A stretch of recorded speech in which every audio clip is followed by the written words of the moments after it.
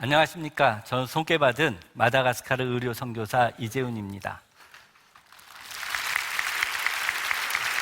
오늘 성경 말씀은 광야를 건너온 40년 동안 하나님께서 어떻게 인도해 주셨는지 기억하라고 하십니다.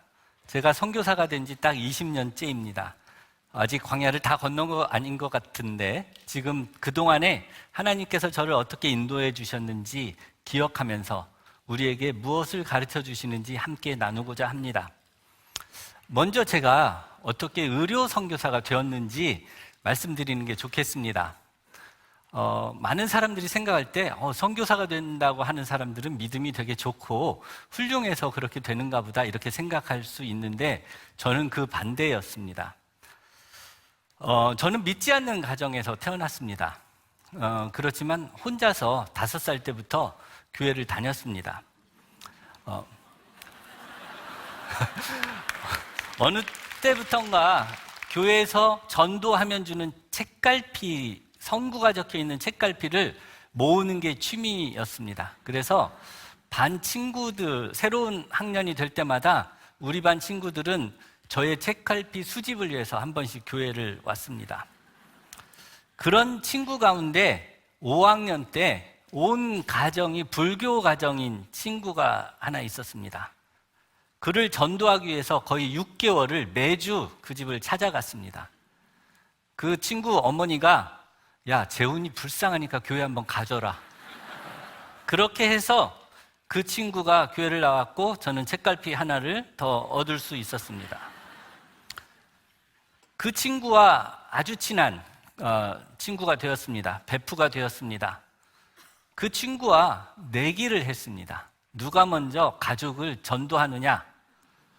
저는 제가 어렸을 때부터 교회를 열심히 다녔기 때문에 당연히 제가 이길 줄 알았는데 제가 졌습니다. 그 친구의 할머니부터 어머니, 아버지, 2 형과 한 여동생 하나 모두 불교 신자였는데 모두 다 교회를 나왔습니다. 저는 유일하게 우리 집에서 말을 꺼냈던 동생이 형 같은 사람이 교회 다니면 나는 평생 교회 안 가 그랬습니다. 그 후에 집에서 교회 이야기는 꺼내지도 못했습니다.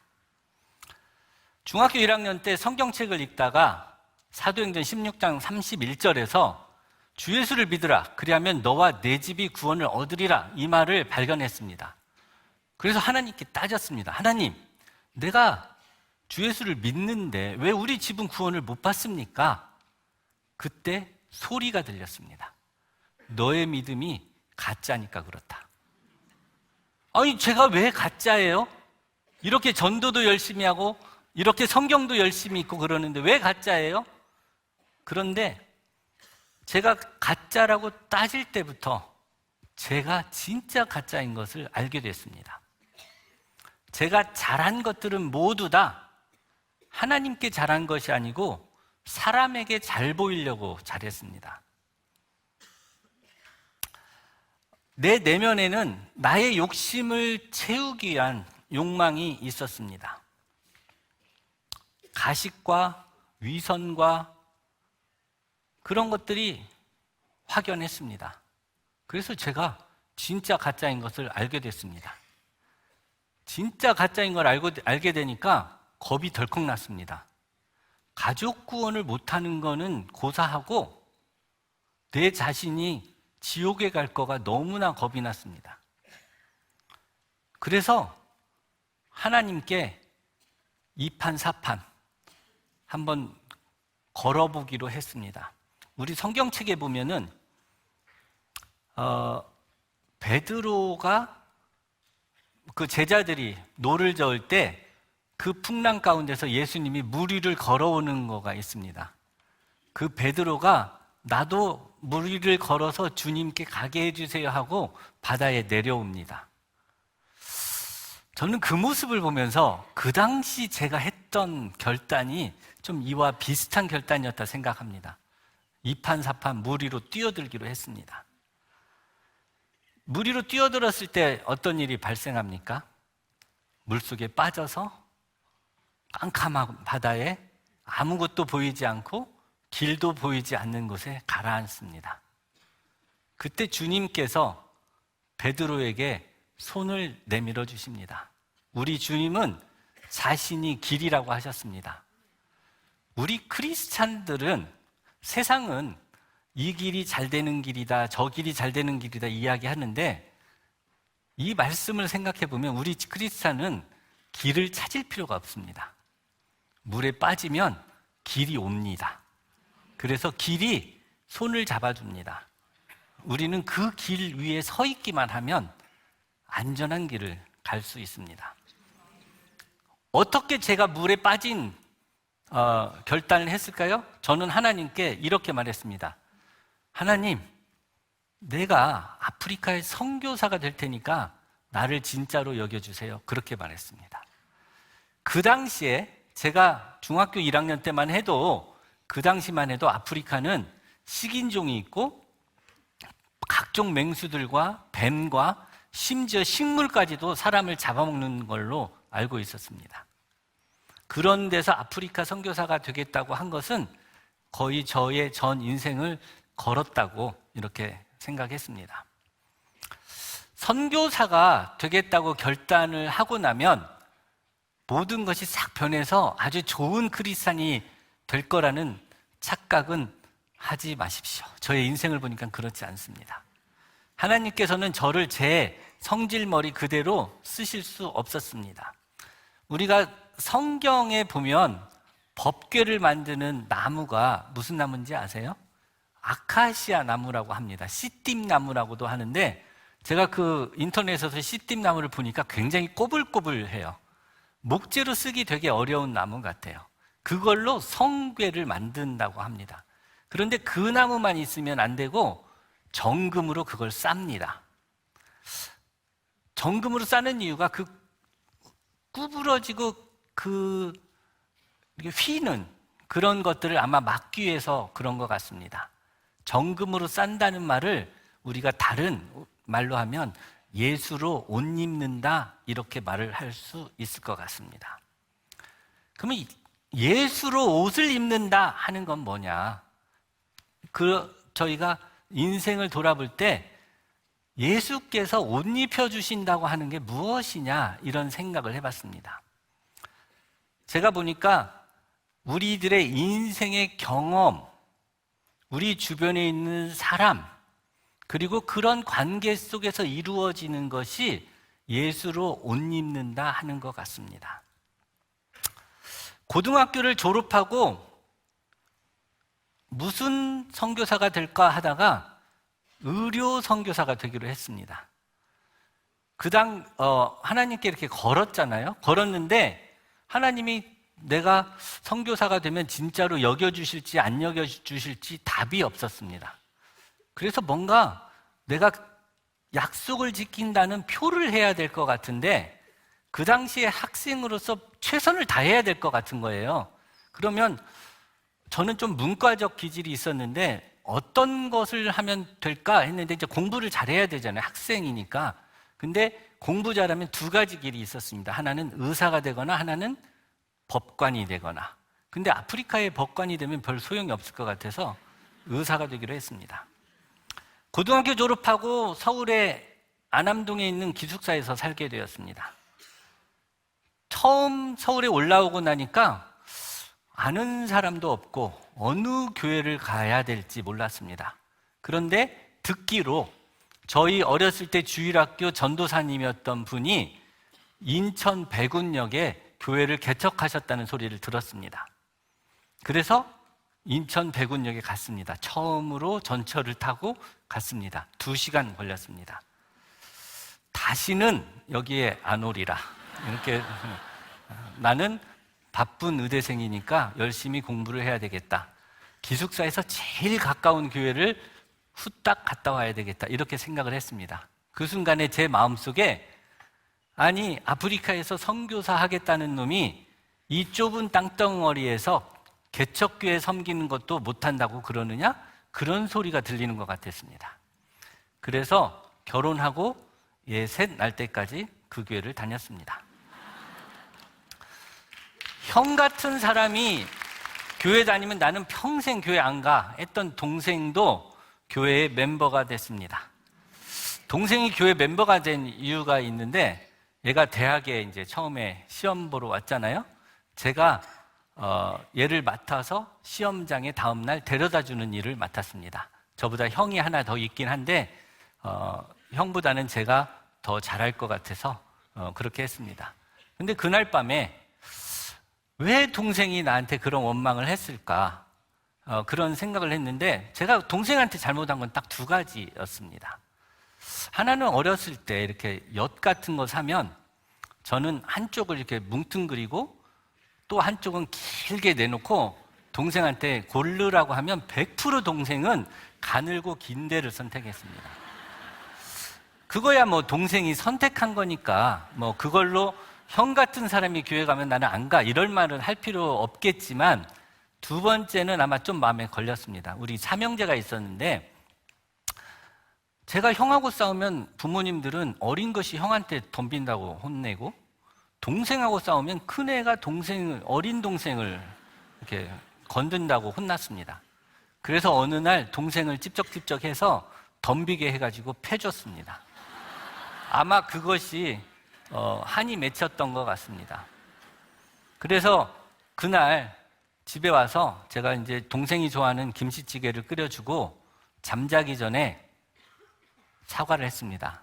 재권아, 형은 너를 참 사랑한다. 형이 너한테 어렸을 때 잘못한 거 용서해줘.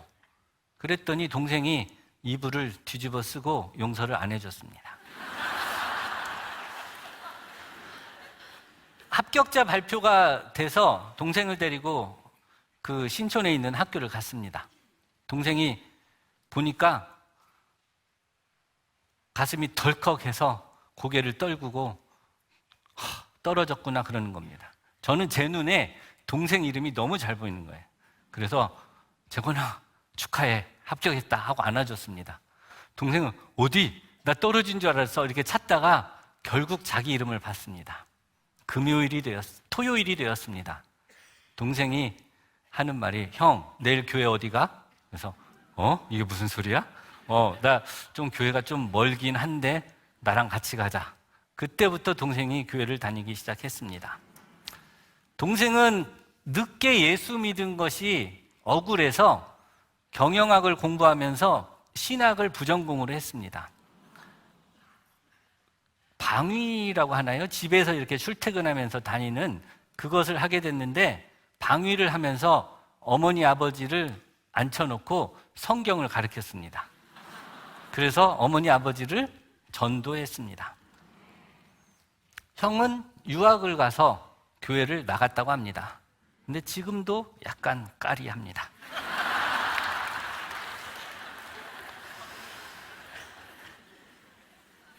제가 개척교회를 다니면서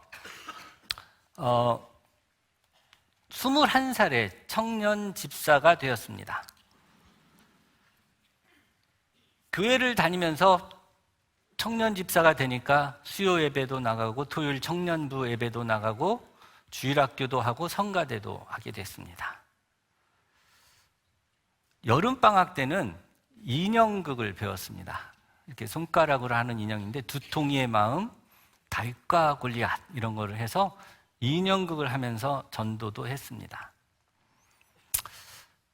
가장 제가 감동 깊게 개척교회를 섬겼던 기억은 목사님과 사모님이셨던 것 같습니다.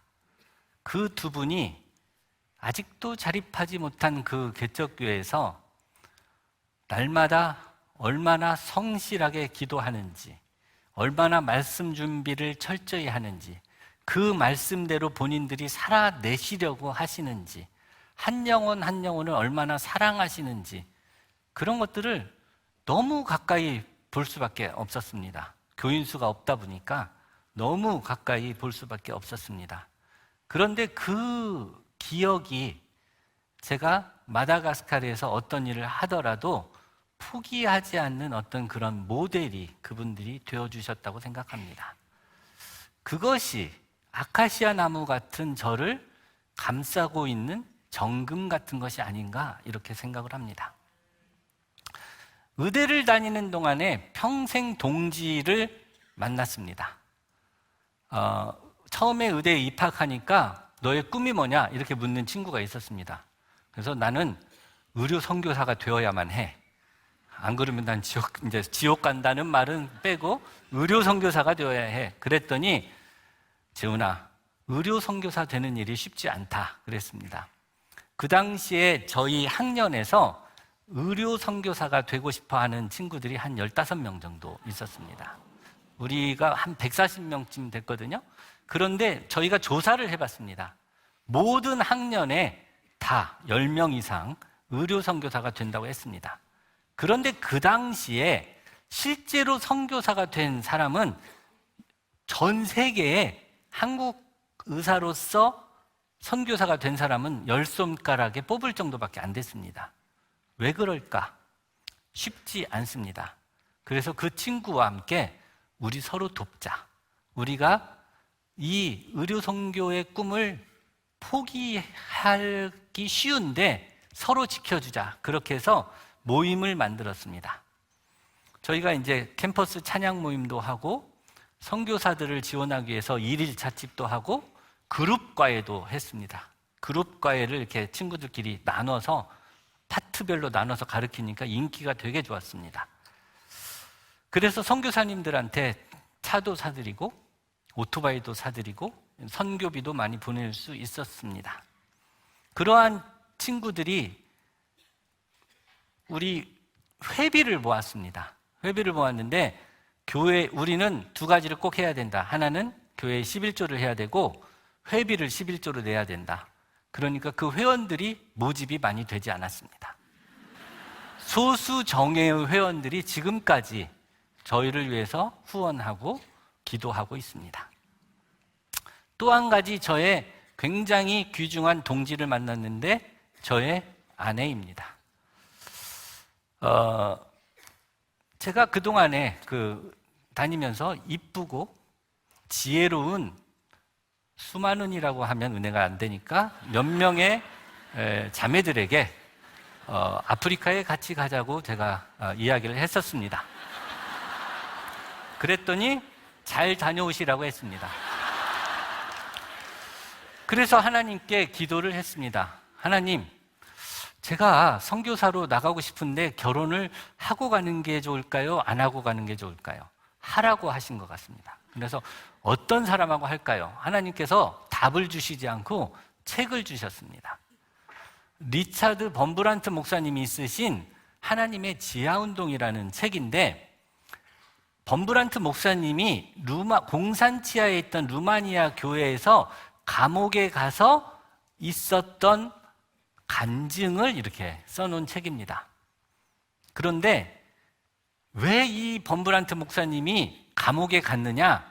사모님 때문에 갔습니다. 사바나라고 하는 사모님 때문에 갔었는데 어느 날 교회에서 루마니아가 공산치하가 되니까 제3자 교회에서 공산당이 지명한 목사가 설교를 하는 겁니다. 거짓 복음을 전하니까 사모님이 목사님 옆구리를 툭 쳐서 당신이 가서 예수님 얼굴에 있는 모욕을 씻어주세요. 그러는 겁니다. 그러니까 목사님이 또 뚜벅뚜벅 광대상으로 나가서 복음을 전합니다. 복음을 전하고 예배가 끝나니까 교회 안에 왔던 비밀 경찰들한테 그 자리에서 잡혀서 감옥에 간 겁니다. 그런데 그 모습을 보고 아프리카의 선교사 아내 되려면 적어도 이 정도 배짱은 있어야 되겠다 생각을 했습니다.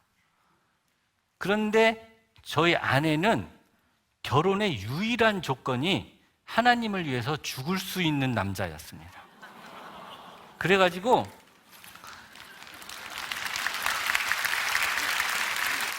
남편을 사지로 보낼 수 있는 여자라면 선교사 아내 될 자격이 있다. 이렇게 생각을 했습니다.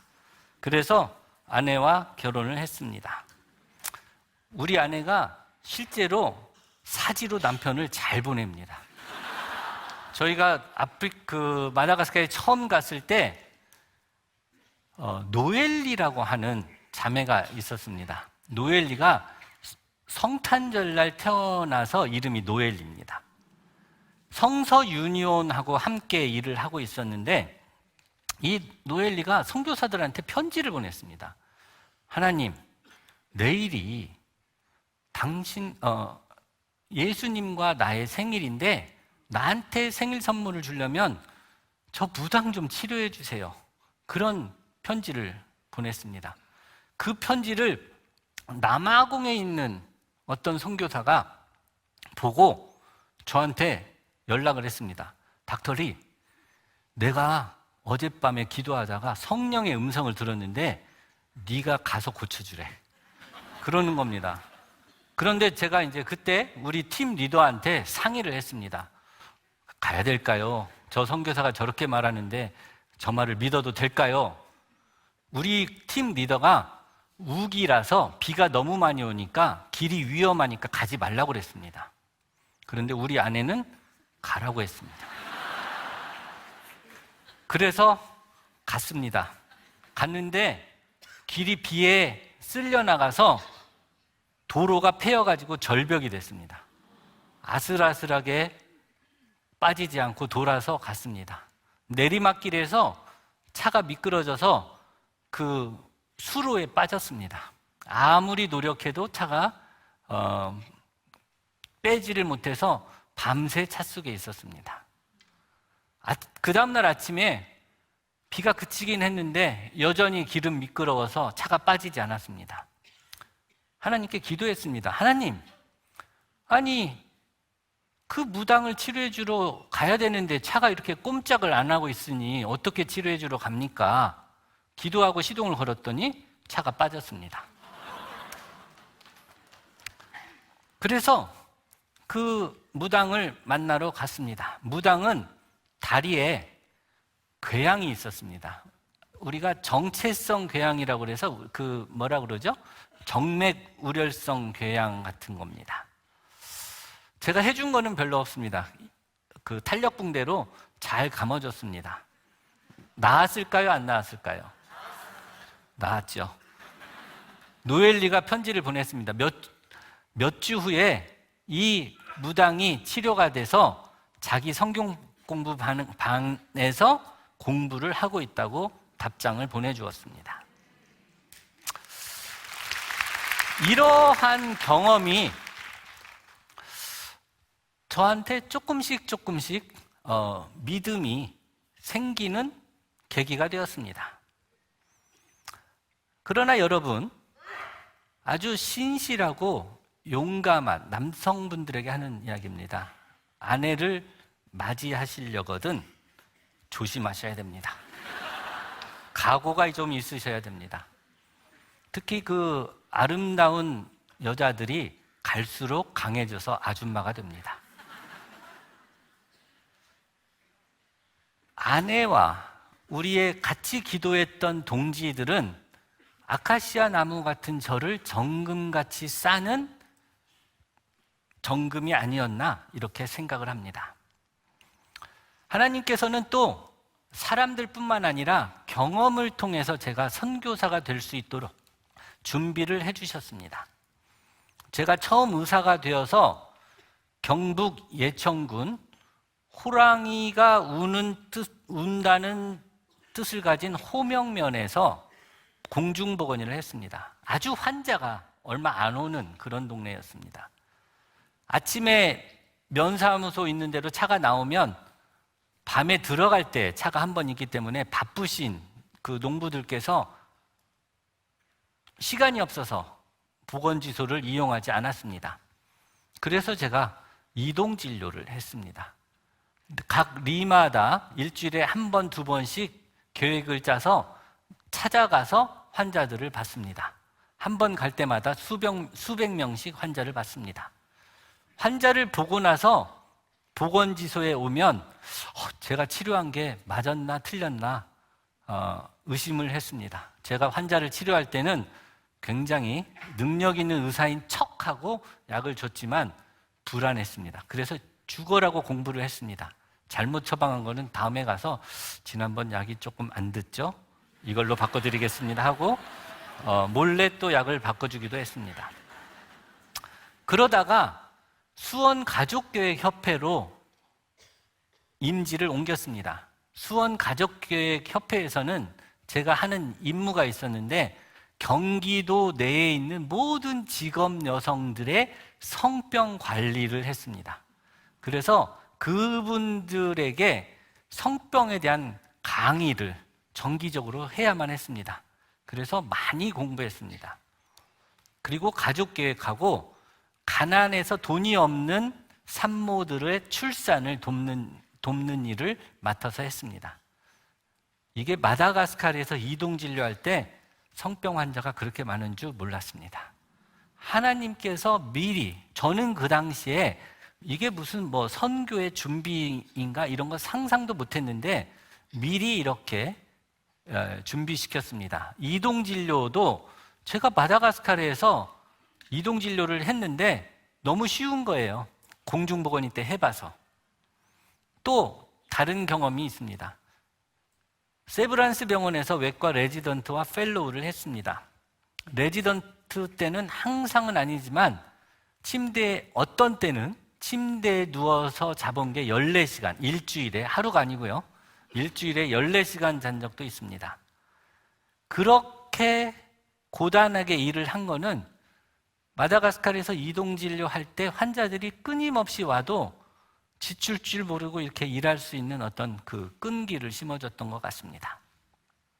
펠로우는 세브란스 외과 역사상 처음 있는 일이었는데 저를 아프리카 보내신다고 위장관, 대장학문, 간담도, 유방갑상선, 소아외과 파트에 펠로우를 하게 해주셨습니다.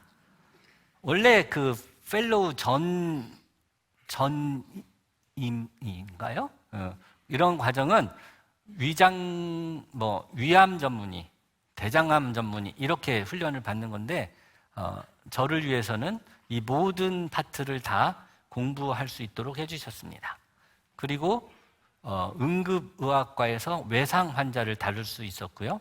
차병원에서 산부인과 수술을 배웠습니다. 제가 그때는 잘 몰랐습니다. 왜 그런 일을 하고 그렇게 배우는지 잘 몰랐는데 마다가스카르에서 환자를 치료하면서 알게 됐습니다. 그 만나는 환자들이 그때 그렇게 배우지 않았으면 치료할 수 없었겠다. 그러니까요, 하나님께서는 어떤 일을 하시기 위해서 되게 인내심을 가지고 준비시켜 주시고 훈련시켜 주십니다. 이스라엘 사람들이 막 힘들다고 하니까 빨리 구원해 주시는 게 아니라 한 아기가 태어나고 물에 빠져서 죽을 뻔한 애를 갈대상자에 구해주고 그 애가 40살 때까지 살았는데 도망가서 또 40년을 더 있다가 이제 구원하는 인도자로 오게 합니다. 얼마나 답답한지 모르지만 그런 철저한 준비를 하셔서 일을 하시는 하나님이신 것을 제가 깨달았습니다. 하나님께서 선교를 직접 하십니다. 요나 이야기를 보면 저는 이 요나는 정말 선교사들이 꼭 배워야 되는 성경책이다 이렇게 생각을 합니다. 요나가 하나님의 뜻에 어긋나서 이렇게 도망갔잖아요. 안 도망갔으면 어쩔 것 같아요. 요나는 아시리아하고 그 당시 유대하고 이렇게 비교해 보면 아시리아는 미국, 유대는 어떤 나라라고 해야 됩니다. 이게 여기서는 함부로 말하면 안 되기 때문에. 그런데 그런 격차가 나는 나라에 어떤 사람이 가서 아시리아 사람들한테 니네 회개해라, 니네 멸망한다 이런 말하면 듣겠습니까? 안 듣습니다. 그런데 어느 날 그 느느웨의 해변가에 엄청나게 큰 물고기가 나왔는데 무엇인가를 싹 토해놓고 갑니다. 근데 그 물고기 뱃속에서 나와 있는 게 뭔가 살아서 일어나가지고 니네들 멸망한다 이러니까 사람들이 얼마나 쇼킹하고 놀랐겠습니까? 그래서 그 하나님의 선교 방법은 이런 식입니다. 내가 거역해도 잘못해도 내가 실력이 없어도 하나님께서 뭔가를 극적인 어떤 것을 만드셔서 선교를 합니다. 앞으로 제가 이렇게 여러분들에게 나눌 이야기들이 바로 그런 것입니다. 제가 잘나서 한 것은 하나도 없고요. 많은 동역자들을 보내시기도 하고 또 내가 한 조그만한 일을 엄청나게 부풀려서 사람들이 정말 놀랍도록 만드셔서 일하시는 하나님을 보았습니다. 하나님께서 내 인생의 개척교회를 섬기며 공중보건의로, 인턴으로, 외과 레지던트로, 펠로우로 바쁘고 피곤할 때 그 힘든 시간을 지나게 하신 이유는 오랫동안 당신들을 광야에 머물게 하신 것은 당신들을 단련시키고 시험하여서 당신들이 하나님의 계명을 지키는지 안 지키는지 보려고 그랬다고 합니다. 그래서 저는 항상 우리 후배들이나 우리 애들한테 이런 이야기를 합니다.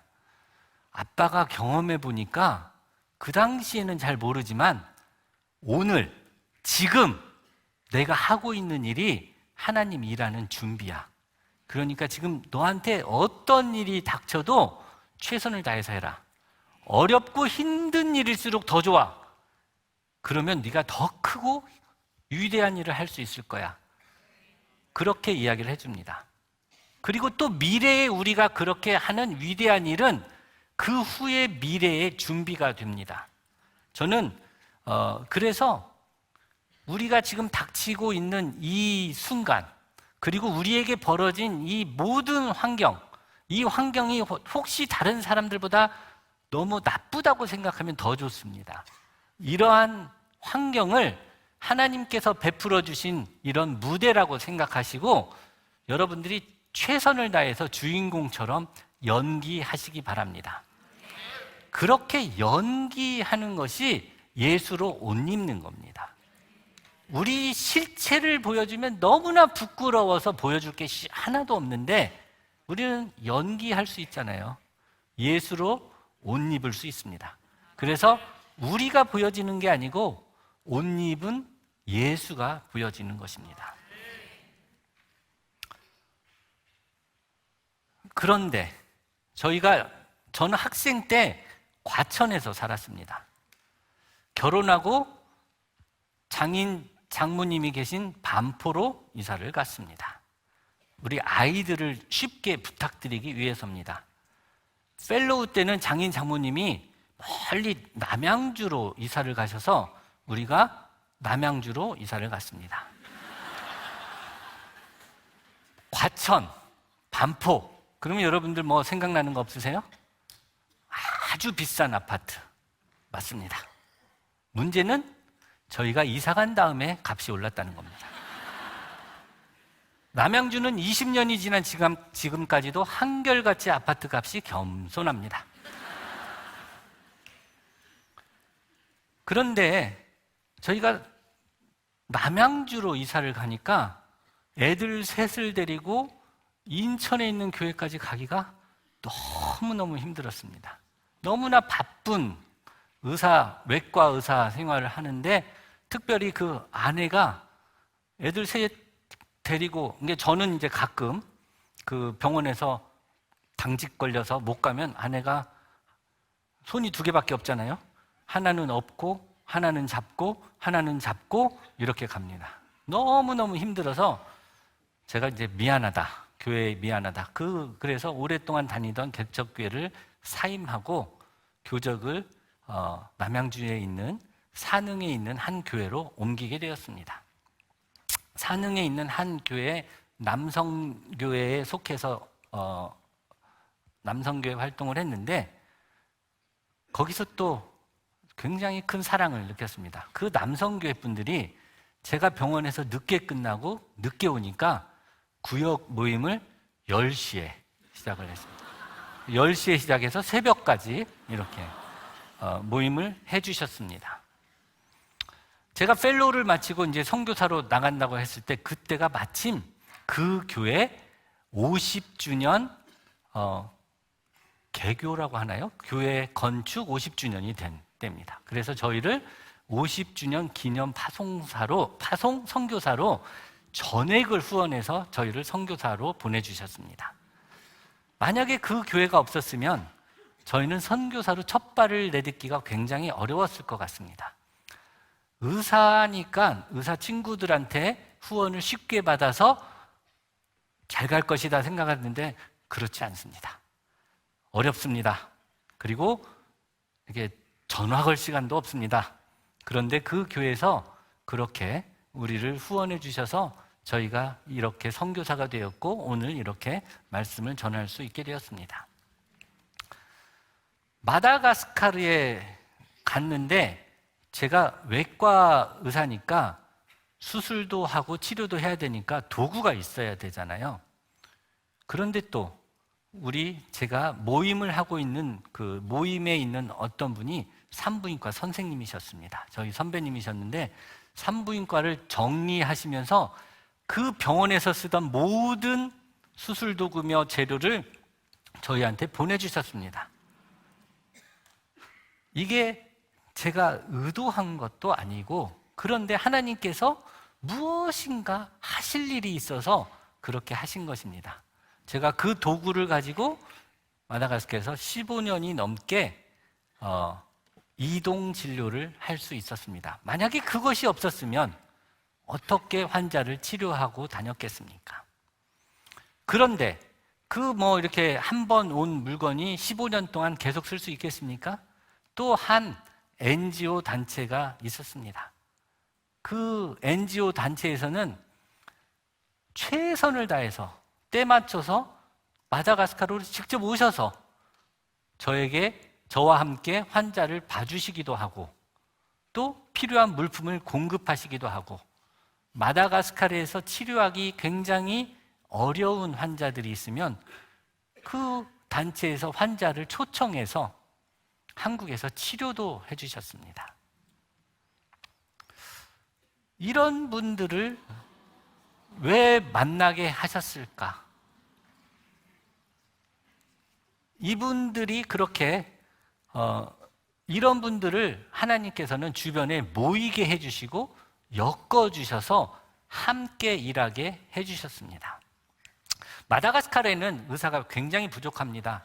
인구가 3천만 명 되고요.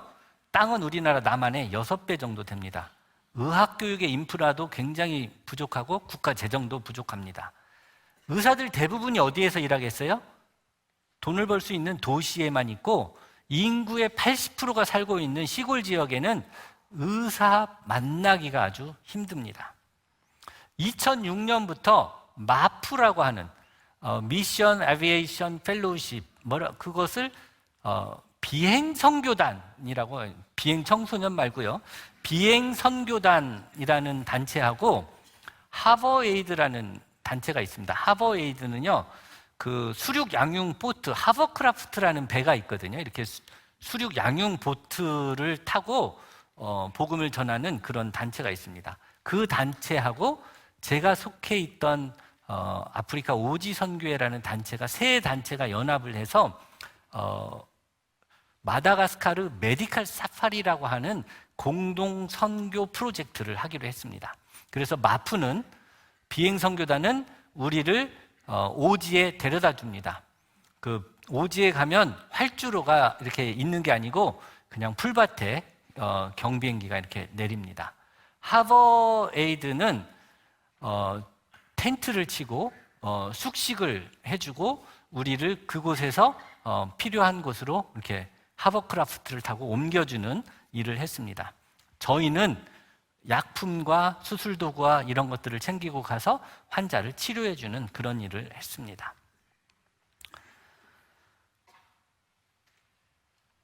그러한 사역을 116번을 하게 되었습니다. 저희가 처음 그 사역을 시작한 곳은 마다가스카르 남서부에 망국기라고 하는 커다란 강이 있는 베루루아라는 곳에서 했습니다.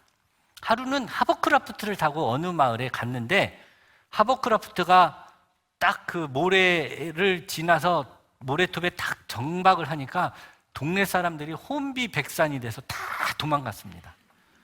그러다가 조금 지나니까 그 마을에 추장이라고 하나요? 족장, 촌장 어른께서 젊은 청년들을 잔뜩 데리고 왔는데 청년들이 창하고 도끼하고 칼 이런 거를 딱 차고 왔습니다. 그래서 그분들이 딱 우리를 둘러싸고 여기에 뭐하러 왔습니까? 이렇게 물어보는 겁니다.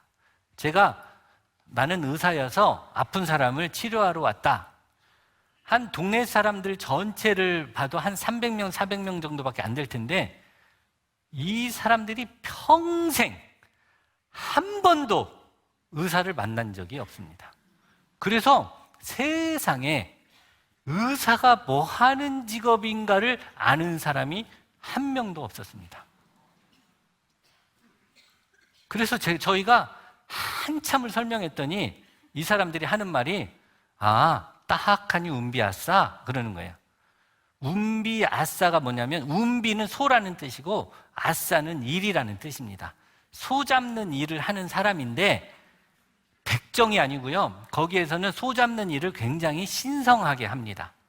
피를 뿌리고 옛날로 치면 제사장 역할을 하는데 무당입니다. 그래서 아프면 100% 무당을 찾아갑니다. 그런데 이제 딱하니 운비아싸 그래서 제가 그날부터 외국에서 온 무당이 되었습니다. 저희 촌장이 우리를 웰컴하면서 우리를 환영하면서 자기 집에 머물게 해주고 우리가 이제 그 나무에 소를 잡을 때 쓰는 신성한 나무 곁에 이제 진료대를 설치하고 이제 환자를 기다렸습니다. 한참을 기다려도 아무도 안 옵니다. 그렇지만 동네 사람들이 또 가지도 않아요. 우리들이 뭐 하는지 구경거리 났어요. 그냥 쳐다보고 있고 우리가 가지고 온 그 어떤 것도 다 이 사람들한테는 신기할 따름입니다. 우리가 입고 있는 옷이며 뭐 이런 것들은 정말 이 사람들한테는 정말 신기한 거였습니다. 한참 후에 청년들이 들것에 혼수 상태에 빠진 청년을 데리고 왔습니다. 우리가 그 청년을 보니까 그 말라리아 테스트를 하니까 2줄이 쫙 나왔습니다. 말라리아로 이렇게 혼수 상태면은 한 8, 90% 죽습니다. 저희가 수액을 주고 말라리아 약을 주었습니다.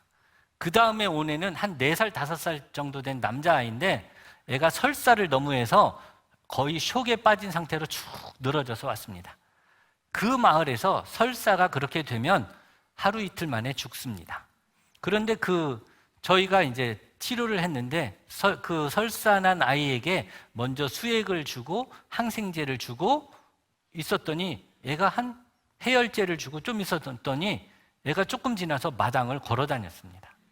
그걸 보고 사람들이 이제 우리들에게 와서 진료를 받기 시작했습니다. 각종 병을 치료하게 되었습니다. 그리고 이제 그날 거기서 자고 아침에 일어나서 우리가 또 간단한 아침 식사를 하고 환자를 보고 있는데 혼수 상태였던 그 말라리아 환자가 일어나서 밥을 먹고 있었습니다. 왜 그런지 아세요? 평생 한 번도 의사를 만나지 못한 사람이 약을 써본 적이 없습니다.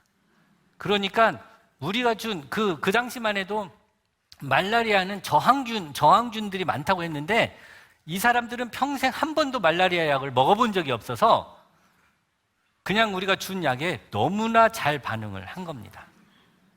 그래서 그 현대 의약품 때문에 제가 아주 영험한 무당이 되었습니다. 어느 날은 소강도들이 한 수십 명이 몰려들었습니다. 마다가스카르 그 베르루아 지역은 바라 족속이라는 족속들이 대부분입니다. 이분들은 목동들입니다.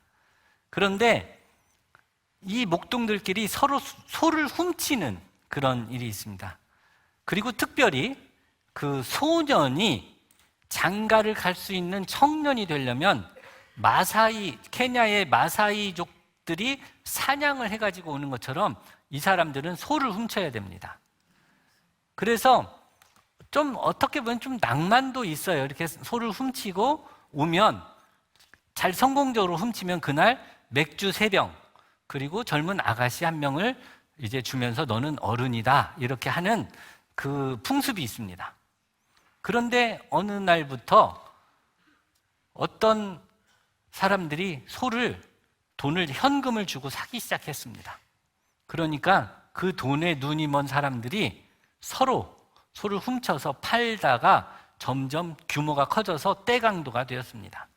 그래서 소를 지키려고 하는 사람과 소를 훔치려고 하는 사람들끼리 총으로, 칼로, 창으로, 도끼로 이렇게 싸워서 상처가 많이 생겼습니다.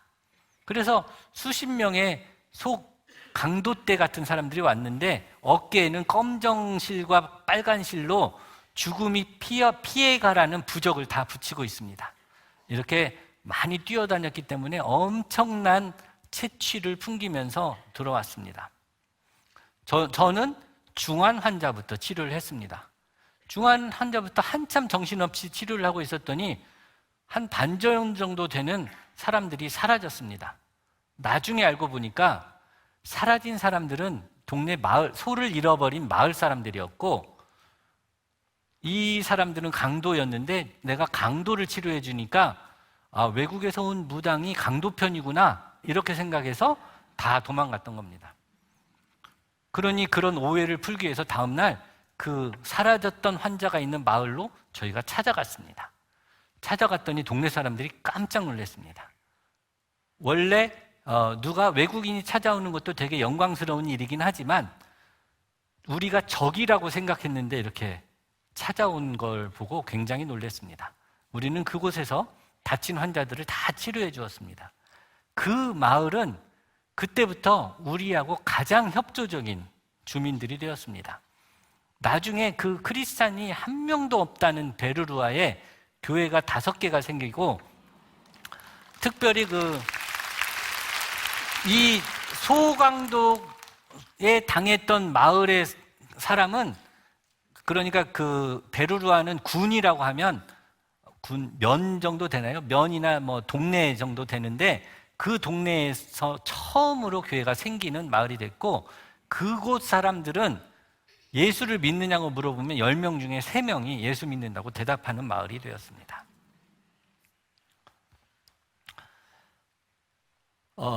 베르루아 지역에서 남자들은 소를 많이 가지고 있으면 축복받은 사람이라고 생각을 합니다. 여자들은요, 애를 많이 낳으면 축복받은 사람이라고 생각합니다. 그래서 보통 애를 한 13살, 4살, 5살 때부터 애를 낳습니다. 남편이 없어도 애가 많으면 되게 자랑스러워합니다. 그리고 애를 많이 낳은 미혼모는 아주 부자한테 시집을 잘 갑니다. 왜냐하면 부자들은 자기가 또 소도 많고 지켜야 되기 때문에 사람이 많이 필요합니다. 딴 사람 말고 자기 자식들이 있으면 되잖아요. 그래서 애를 많이 낳은 여인이 애를 데리고 시집을 오면 너무너무 좋아합니다. 그리고 또 애를 많이 낳기 때문에 다음에 또 애를 낳을 수 있는 능력을 증명했기 때문에 인기가 좋습니다. 그런데 어느 날 여자들이 여러 명이 모여서 저한테 왔습니다. 저한테 와서 하는 이야기가 우리도 아기를 좀 낳게 해달라. 저한테 애를 낳게 해달라고 부탁을 하는 겁니다. 제가 무슨 재주로. 그래서 도대체 이 사람들 말이 무슨 말인가? 어떤 사람들이 자기네 동네 무당이 너는 평생 아기를 못 낳을 거라고 했던 여인이 우리한테 치료를 받고 나서 임신을 했다는 겁니다. 자초지종을 살펴보니까 성병에 걸렸었는데 우리가 항생제를 주고 치료한 여인 몇 명이 나서 임신을 했던 겁니다. 그러니까 막 때로 물려와서 애 낳는 약을 달라고 그런 겁니다. 우리가 그렇게 그 현대 의약품으로 이렇게 영험한 치료를 하기 시작하니까 원래 있던 무당들이 화가 나기 시작했습니다. 하루는 저희가 베이스 캠프에서 환자들을 치료를 했는데 치료를 한 다음에 동네에 이상한 소문이 났습니다. 외국에서 온 무당이 아이의 눈을 빼가고 어떤 사람의 간을 빼갔다고 소문이 났습니다. 도대체 우리는 눈 수술한 적도 없고 간은커녕 배를 열어보는 수술을 한 적도 없는데 이게 도대체 무슨 말인가? 가만히 생각해 보니까 제가 언청의 아이를 수술했던 생각이 났습니다. 그 언청의 아이를 수술을 하는데 얘가 마취를 하려니까 너무 이렇게 무서워서 얘가 벌떡 일어난 거예요. 벌떡 일어났는데 얘 머리를 이렇게 천으로 감쌌는데 왼쪽 눈이 천으로 가려져 있었던 겁니다. 그러니까 얘가 벌떡 일어나니까 그 야전 침대에서 이렇게 수술을 하고 있었는데 동네 사람들이 삥 둘러서 이렇게 힐끗힐끗 보고 있었거든요. 그런데 얘가 벌떡 일어나니까 우 하는 소리가 났었습니다. 그래서 저 사람들이 왜 저래? 하고 계속 수술을 했는데 아마 그걸 보고 눈을 빼갔다고 생각한 것 같습니다. 그리고 또 한 사람은 옆구리에 그 간이 오른쪽에 있거든요. 그 사람은 왼쪽을 수술을 했습니다. 왼쪽에 주먹만한 고름 주머니가 있었습니다. 그 고름 주머니를 이렇게 도려내고 그 고름 주머니를 검정 쓰레기 봉지에 제가 버린 적이 있습니다. 그것을 간하고 반대편인데도 불구하고 간을 빼갔다고 이렇게 생각을 한 것 같습니다. 그런데 무당들은 그런 소문이 난 것을 자기들의 권위를 회복하는 기회로 생각을 한 것 같습니다. 그래서 우리가 자기 마을에 오면 독살시키겠다는 소문을 공공연히 퍼뜨리고 다녔습니다. 함께 우리랑 일을 하는 마프 디렉터, 독일 사람 제이콥이라는 그 디렉터가 있었는데 이 외국 사람들은 우리는 너 죽어 이런 말 해도 별로 안 무서워하잖아요. 하도 그런 말 많이 하니까. 그런데 이 독일 사람들은 너 죽여 그런 소리를 하니까 굉장히 심각하게 이걸 받아들였습니다. 그래서 저를 불러서 다음 달에 미션 캔슬해야 되겠어. 닥터리 너는 다시는 베르루아 가지 마. 너 갔다가는 독살당할 위험이 있어. 그러는 거예요. 근데 그때 제 마음속에 하나님이 너 아프리카에 선교사 된다고 그랬는데 무당이 너 이렇게 협박하면 안 갈래? 이렇게 말하는 것 같아요. 그래서 제가 제이콥한테 이랬어요. 제이콥, 난 선교사야. 무당이 그런다고 내가 선교사가 안 가면 어떻게 선교를 하겠니? 나는 죽어도 갈 테니까 가자. 제이콥이 그래? 그래도 안 되겠는데? 그러면서 조건을 걸었습니다. 네가 가서 그곳에 헌병대장, 경찰, 도지사, 시장, 마을 어른들한테 너희 팀이 가면 보호해 주겠다는 사인을 받아 갖고 와라. 사인을 받아오면 우리가 계속 거기서 하자. 그렇게 했습니다. 그래서 하루는 팀을 안 데리고 가고 그 사인만 받으러 저희가 그 베르루아에 다시 내려갔습니다.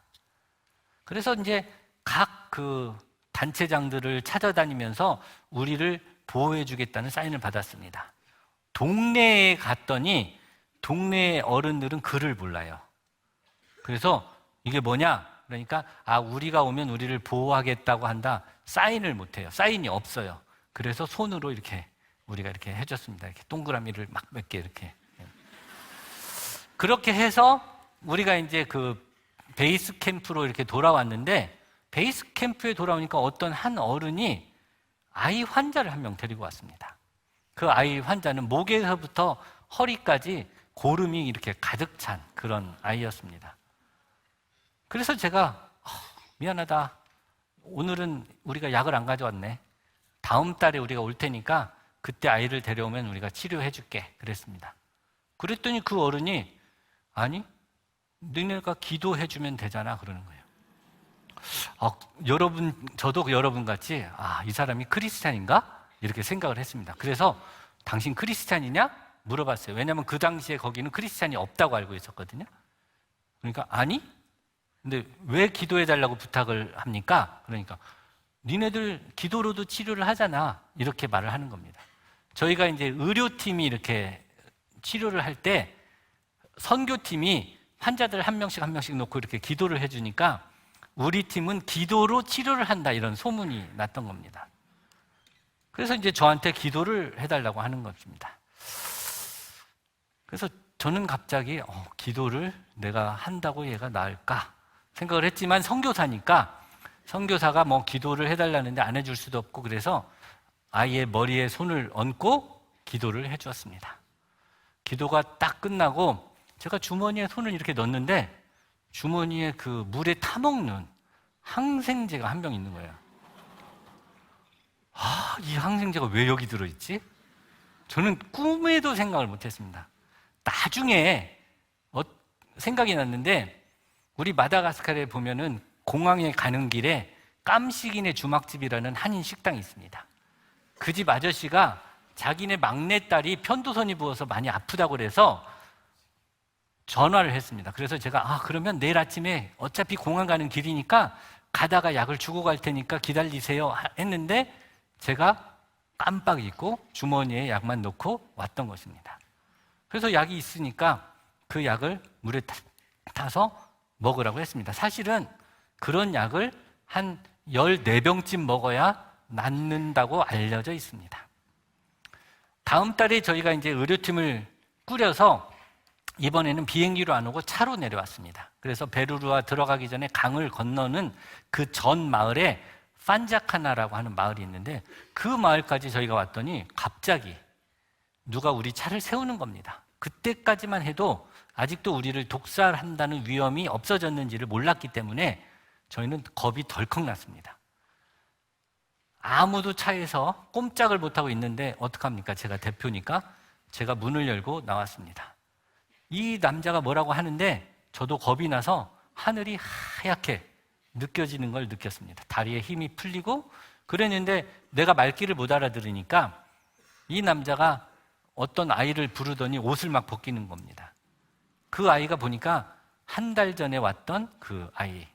그런데 그 피부병이 어린아이 피부같이 싹 나와버린 겁니다. 문제는 제가 항생제를 안 주었으면 진짜로 기도로 치료한 영험한 선교사가 되는 건데 항생제를 줘서 이게 기도 때문에 나았는지 항생제 때문에 나았는지 아직도 미스테리입니다. 아마도 주님께서 나의 기도의 능력이 조금 부족한 것을 아시고 항생제를 좀 더해 주신 것 같습니다. 저희가 이제 그 마을을 찾아갔습니다. 어떤 마을을 찾아갔더니 그 마을의 그 이장이 우리한테 네가 그 피부병 걸린 아이를 치료한 그 의사냐 이렇게 물어보는 겁니다. 그래서 그렇다고 하니까 우리를 동네 그 중앙에 딱 데리고 가서 그 동네에서 가장 좋은 의자들을 쫙 놓고 상을 해놓고 동네 여자들이 모여서 전통춤을 막 추고 환영식을 한 다음에 닭하고 쌀을 가져와서 우리한테 이렇게 줍니다. 그리고 아주 진수성찬을 해서 진수성찬이라는 게 이제 닭을 삶아주는 겁니다. 진수성찬을 해서 우리한테 대접을 하고 우리가 치료를 합니다. 다음 마을에 갔는데도 여전히 똑같이 네가 그 피부병 아이를 치료하는 의사냐 이렇게 물어보는 겁니다. 그래서 그렇다고 하고 이제 우리가 치료를 하고 베이스 캠프에 돌아와서 도대체 이게 무슨 일이냐 물어봤습니다. 그랬더니 그 동네에서 뽑은 레하 씨라고 하는 스텝이 한 명 있었는데 그 스텝이 그러는 겁니다. 이 아이가 피부병이 걸린 지 3년이 됐는데 베루루아의 온 무당이라는 무당은 다 찾아가서 치료를 해봤지만 안 됐다는 겁니다. 그런데 내가 기도하고 난 다음 날부터 낫기 시작하더니 이렇게 나았다는 겁니다. 그래서 닥터리가 아주 영험해서 이 동네 무당들이 우리를 독살하기로 했는데 저 사람을 잘못했다가는 자기가 저주를 받을지 모르겠다 이렇게 생각을 해서 우리를 감히 독살하지 못했다는 겁니다. 어느 날 저희가 또 환자를 치료하는데 그 베루루아 지역에서 가장 센 무당이 저희를 찾아왔습니다. 암바뚜부리라고 하는 동네에서 무당이 찾아왔는데 바뚜부리가 무슨 말이냐면 이 바라족 속은 사람이 죽으면 그 사람 위에다가 돌을 막 쌓아 놓습니다. 그러면 이제 시체가 다 썩고 뼈가 다 이렇게 그 진토가 되고 나면 그 흙을 항아리에 이렇게 담아 놓습니다. 그리고 그 사람을 대표해서 비석 같은 돌을 하나 이렇게 세워놓습니다.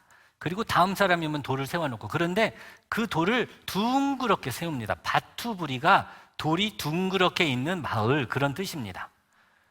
일종의 종묘 같은 곳이에요. 그런데 특별히 이 무당은 그 베루루아의, 옛날에는 다 그 나름대로 왕이라고 부르는, 판자카라고 하는 그 왕이라고 부르는 사람들이 있었는데, 그 왕족의 종묘가 있는 곳에서 무당을 하는 사람입니다. 이 사람이 오니까 동네 사람들과 이런 사람들이 다 일어나서 예를 표하는 겁니다. 그런데 그 사람이 왜 왔냐면 양쪽에 탈장이 있어서 옵니다. 아무리 죄송합니다.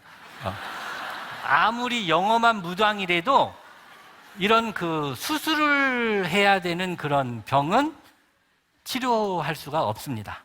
그래서 왔는데 저희가 이제 수술 동의서를 받아야 되잖아요. 그래서 우리 그 무당님 보호자분 계세요? 이렇게 하니까 12살 먹은 꼬마 여자애가 이렇게 나오는 겁니다. 그래서 아니 너 말고 할머니 오시라고 그래라. 그러니까 이 여자가 정색을 하고 저한테 제가 부인입니다. 저희가, 여러분들도 놀랬죠. 저도 그랬습니다. 너무 놀라서 한동안 말을 못하다가 어떻게 된 거냐 물어보니까 이 12살 여자애가 귀신이 들렸는데 무당이 귀신을 쫓아낸 다음에 이 여자의 부모한테 소를 2마리인가를 갖다 주고 부인을 삼았다고 하는 겁니다. 그래서 할 수 없이 그 소녀가 아니죠. 이제 그 무당의 부인한테 수술 동의서를 받고 이제 우리가 수술을 했습니다. 국소 마취로 수술을 하니까 가끔은 따끔거리고 아프기도 할 텐데 이 무당은 수술이 끝나는 동안 정말 꿈쩍도 안 했습니다. 그러니까 제가 볼 때도 약간 경외심이 들었다고 해야 되나요? 좀 그런 느낌이 들었습니다. 수술이 끝나고 저희가 이제 수술받은 환자에게만, 그냥 일반 진료받은 사람들은 그 사형리 같은 쪽복음을 주고 수술받은 사람한테는 성경책을 주고 있었습니다. 무당도 수술을 받았기 때문에 성경책을 주는데, 아까 그 사진 좀 보여주세요. 무당이 성경책을 봤더니 손을 사시나무 떨듯이 떠는 겁니다. 그래서 우리는 도대체 이게 무슨 일이냐, 그렇게 의연하던 이 사람이 왜 사시나무 떨듯이 떠는가. 그래서 시간이 많이 갔군요. 죄송합니다. 그래서 이게 무슨 일인가 이렇게 물어봤더니 이 무당이 갑자기 내가 지금부터는 우디가시로 약을 만들지 않겠다. 보통 무당이 이제 사람들이 아프면 약을 주잖아요. 그 약을 만들지 않겠다고 하는 것입니다. 시키지도 않았는데. 그런데 한 가지 물어보는 겁니다. 내가 정기적으로 그 마을에 제사를 지내는데 내가 그 제사를 지내도 되냐 안 되냐 이렇게 말을 하는 겁니다. 저는 그 무당에 내가 선교사인데 제사를 지내라고 할 수도 없고 저렇게 부탁을 하는데 안 하라고도 할 수도 없고 이러는 상황에서 같이 갔던 그 전도팀의 말라가시 목사님이 이렇게 말을 했습니다. 당신이 지금 이 사랑하는 여인이 있지 않냐? 예, 있습니다. 당신이 이 여인을 사랑하는데 이 여인이 당신 말고 다른 남자를 사랑하면 어떻겠느냐? 무당의 눈빛이 바뀌었습니다. 창조주 하나님이 당신을 사랑하는데 당신이 창조주 하나님 말고 다른 신을 섬기면 어떻겠느냐? 그러니까 무당이 한참 있다가 알겠습니다 하고 일어나서 아내 손을 잡고 갔습니다. 가기 전에 저희한테 우리 마을에 꼭 와주십시오 그랬습니다. 우리는 또 속으로 독살하려나? 이렇게 생각을 했지만 그래도 아마 치료를 받았으니까 융성한 대접을 해주겠지 이렇게 생각하면서 가겠다고 했습니다. 그런데 그 마을에 가려고 할 때마다 비가 오고 그래서 못 갔습니다. 그 마을까지는 걸어서 하루 반을 가야 됩니다. 몇 년 후에 오랜만에 저희가 베루라에 다시 갔는데 동네 사람들이 저한테 와서 그러는 겁니다. 무당이 닥터리 엄청 찾아다녔어. 왜?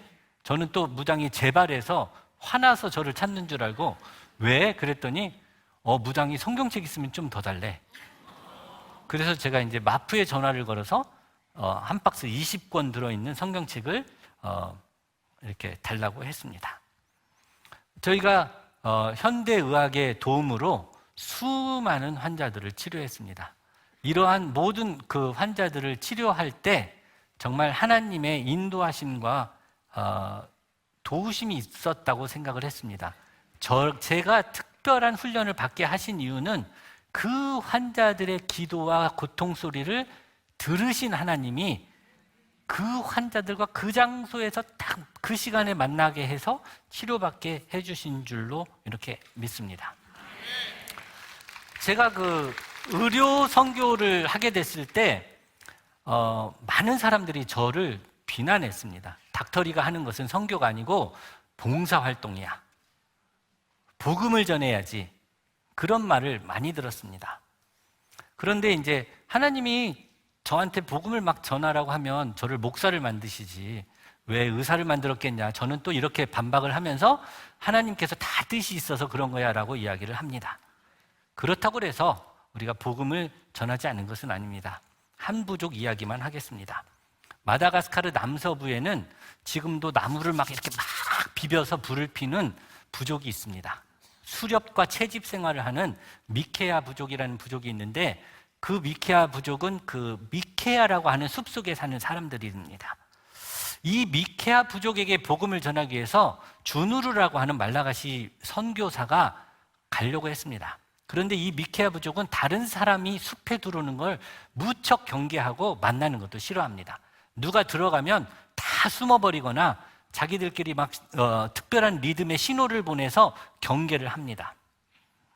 그래서 이 주누르 목사가 그 미케아 숲속에서 한 7km 떨어진 마시꾸리 족속이 있는 마을에 살면서 이제 접촉점을 찾고 있었습니다. 그런데 이 마시꾸리 족속들이 외부에서 온 이 주누르 목사와 그 동료들을 싫어했습니다. 주누르 목사가 아내하고 같이 온 선생님 한 분하고 이렇게 조그마한 학교를 했습니다. 자기 아들 3명 그리고 동네 애들 4명 해서 7명 있는 학교를 했는데 어느 날 그 선생님이 갑자기 죽었습니다.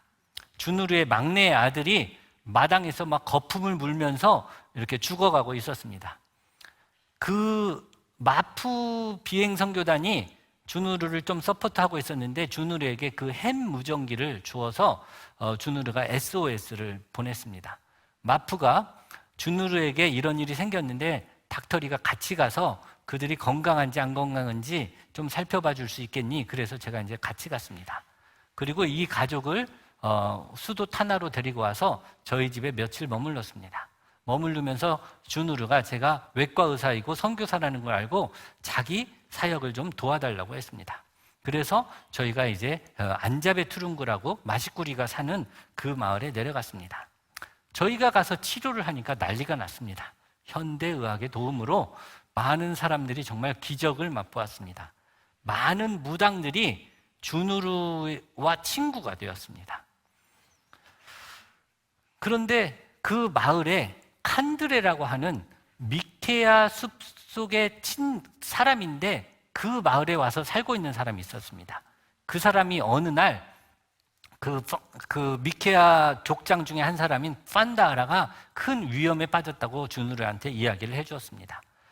무슨 일인가 하면 그 여러 유엔 단체에서 마다가스카르의 숲을 보호하기 위해서 많은 자금을 줬는데 이 사람들이 정부에서 그 실적을 올리기 위해서 화전민들, 숲에 불 지르는 사람들을 다 내쫓는 정책을 하고 있었습니다.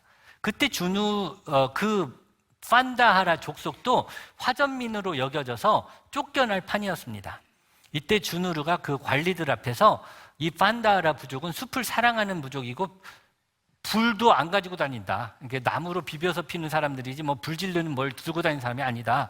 이렇게 변호를 해주어서 이 사람들이 이제 친구가 되었습니다. 그런데 어느 날 이 숲속에 있는 사람들이 많이 아프다고 연락이 왔습니다. 그래서 주누르가 저한테 숲에 들어가서 진료를 해달라 그랬습니다. 그래서 제가 가서 이제 진료를 해주니까 또 난리가 났습니다. 많은 사람들이 해열제 같은 걸 먹고 막 열이 펄펄 끓고 머리 아프던 사람들이 이 사람들의 표현은 그렇습니다. 우리가 해열제 먹으면 머리가 개잖아요.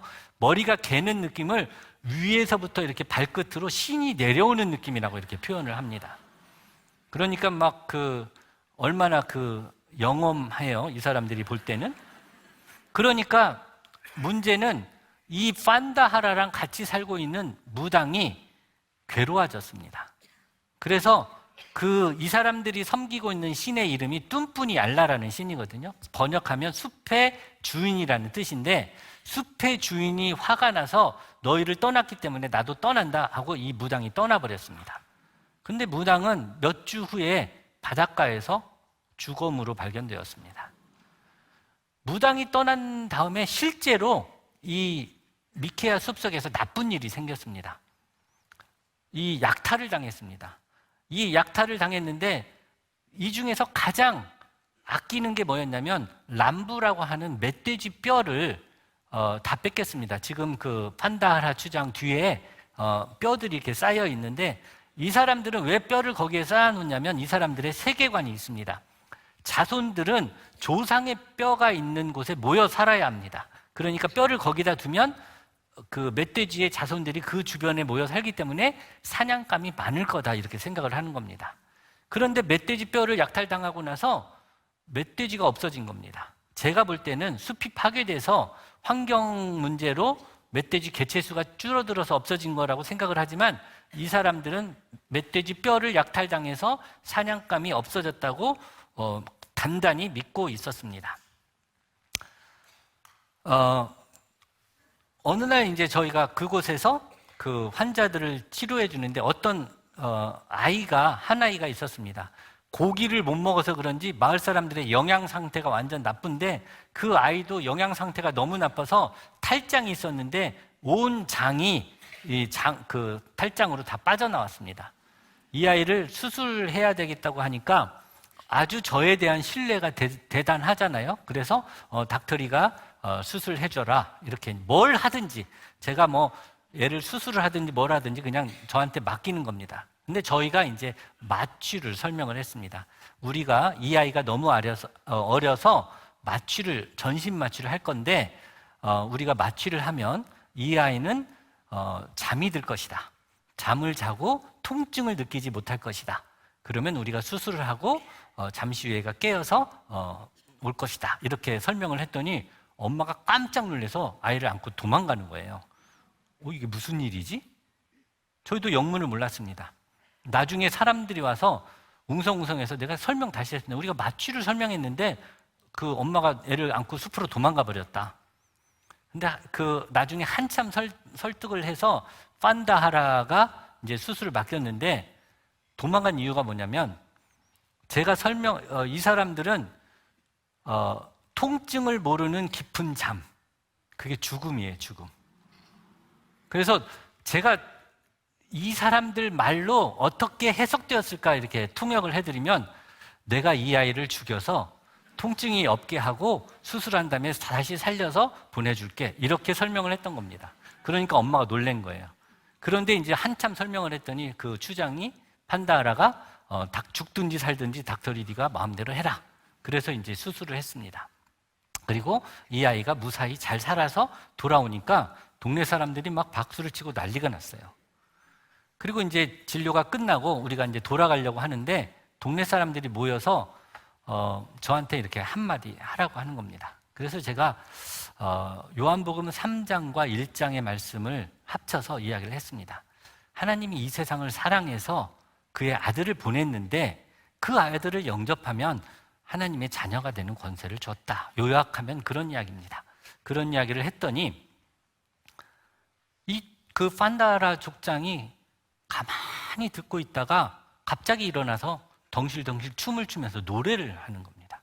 노래가 다 끝나고 하는 이야기가, 오늘 닥터리가 이야기한 그 신이 우리 숲에 왔다. 첫 번째. 두 번째, 닥터리는 지금부터 내 아들이다. 그래서 제가 미케아 족속의 이제 한 멤버로 편입이 됐습니다. 그때부터는 제가 아무 때나 숲에 가도 아무도 경계를 하지 않고, 또 이 사람들도 언제든지 저한테 와서 뭘 달라고 이렇게 할 수 있는 그런 사이가 됐습니다. 어느 날 판다라가 많이 아프다는 소식이 왔습니다. 저희가 진료팀을 꾸려서 가려고 하는데 시간이 좀 지체됐습니다. 시간이 지체되는 동안 판다라가 돌아가셨습니다. 저희가 갔을 때는 판다라 족속의 한 반절은 숲으로 가 있고 자녀들과 동생들, 부인들, 이렇게 직계 자손들이 모여 있었습니다. 저는 판다라 그 무덤 곁에서 마르다와 마리아의 오빠 나사로가 부활한 이야기를 이들에게 해주었습니다. 그리고 판다라가 숲속에서 닥터리가 전했던 그 신 예수를 믿기로 했다는 것을 상기시켜 주었습니다. 그 중에는 판다하라가 노래하고 춤출 때 그 보았던 증인들도 있어서 그들이 그 사실을 인정해 주셨습니다. 그래서 한 사람 한 사람씩 당신들은 그 판다하라가 말한 그 신을 믿겠느냐 했을 때 이 사람들이 다 믿겠다고 했습니다. 그런데 어떤 사람이 손들고 말을 했습니다. 우리는 그 새로운 신을 운비아싸가 없어서 어떻게 섬기는지 모른다. 무당이 없어서 어떻게 섬기는지 모른다 그러는 겁니다. 그래서 그 판다하라 가족을 위한 사경회를 했습니다. 준우르 목사와 제가 일주일간 가르치고 안자베 투릉구에 있는 교회가 매주 예배가 끝나면 이 미케아 사람들에게 가서 성경을 가르쳐 주기로 했습니다. 안자베 투릉구 사람들이 이 미케아 교인들한테 안자베 투릉구 교회로 와서 예배를 드리면 어떠냐 권유를 했는데 사람을 꺼려하는 이 사람들이 안 갔습니다. 그래서 미케아인을 위한 교회를 짓기로 했습니다. 코로나가 시작된 지 1년 반이 지나고 저희가 한국에 왔는데 구리에 있는 한 교회 집사님을 만났습니다. 이분들은 인도에 교회를 지으려고 하고 있었던 분인데 인도에 교회 지을 길이 막혀가지고 저희를 만나서 마다가스카르에 교회를 하나 짓고 싶은데 가능하겠습니까? 이렇게 묻는 것이었습니다. 저는 하나님께서 이 미케아 교회를 지을 수 있도록 허락하셨다는 것을 알게 되었습니다. 저희가 그렇게 이동 진료를 하면서 많은 사람들을 돕기도 했지만 알겠습니다. 저희가 이제 그 마다가스카르 대학병원을 위해서도 많은 일들을 했습니다. 코로나 기간 동안에는 마다가스카르 코로나 대응 사업을 했고요. 그 덕분에 마다가스카르 대통령을 만나서 제가 이러한 일을 하고 있다는 사실을 알려주게 되었습니다. 대통령이 자기도 마다가스카르 오지에 이동 진료를 통해서 의료 서비스를 제공하고 싶은데 도와달라고 했습니다. 저는 저와 같은 사람을 300명 키우도록 허락해달라고 부탁을 해서 대통령께서 바로 비서실장한테 이렇게 연락을 해서 대학 학장님하고 의과대학 학장님하고 보건부 장관님을 불러서 닥터리가 말한 프로젝트를 해라 그렇게 했습니다. 그래서 지금 저희는 그 코이카의 지원을 받아서 저와 같은 의사를 양성하는 교육과정 개발 사업을 하고 있습니다. 이 교육과정 개발 사업이 끝나면 양성 사업을 해서 마다가스카르 114개 디스트릭트에 약 300명의 의사들을 양육하려고 이렇게 생각을 하고 있습니다. 저희는 앞으로 이런 일들을 더 잘하기 위해서 플랫폼 사역을 하려고 합니다. 저희가 300명의 제자를 키우려고 했는데 가만히 생각해 보니까 300명을 키울 수 있는 선교사 300명을 섬기는 게 훨씬 더 이득이겠더라고요. 그래서 저희들이 알고 있는 모든 정보를 다 동원해서 선교사들이나 단기 봉사자들이나 중장기 봉사자들이 일할 수 있도록 하는 플랫폼 사역을 하려고 합니다. 정리하고 말씀을 마치도록 하겠습니다. 하나님은 우리 인생에게 우리를 어떻게 인도하셨는지 기억하라고 하십니다. 저는 오늘 하나님께서 저의 인생에 어떻게 인도하셨는지 말씀을 드렸습니다. 너의 믿음은 가짜야라고 시작한 저의 인생이 하나님께서 일일이 간섭하시고 인도하시는 것을 저는 느끼면서 살아계신 하나님을 느낄 수 있었습니다. 우리가 때로는 하나님의 그 인도하심을 느끼기 위해서 우리 자신을 베드로처럼 투신할 필요도 있습니다. 그러한 투신이 길이 우리에게 오게 하는 길이기도 합니다. 우리의 환경과 우리의 주변의 사람들은 우리를 정금같이 싸는 옷과 같습니다. 그래서 그분들을 예수 그리스도라 생각하시고 여러분들이 일하시면 주님의 인도하심을 받을 줄로 믿습니다. 기도하겠습니다. 고마우신 아버지 하나님, 부족한 제가 오늘 주님께서 인도하신 것을 이렇게 나눴는데 주님께서 함께하여 주셔서 우리 다니엘 기도에 참석하시는 모든 분들이 매일매일 인도하시는 주님의 세세한 인도하심을 느끼고 살아가게 하여 주시고 날마다 승리하게 해 주시옵소서. 예수님의 이름으로 기도했습니다.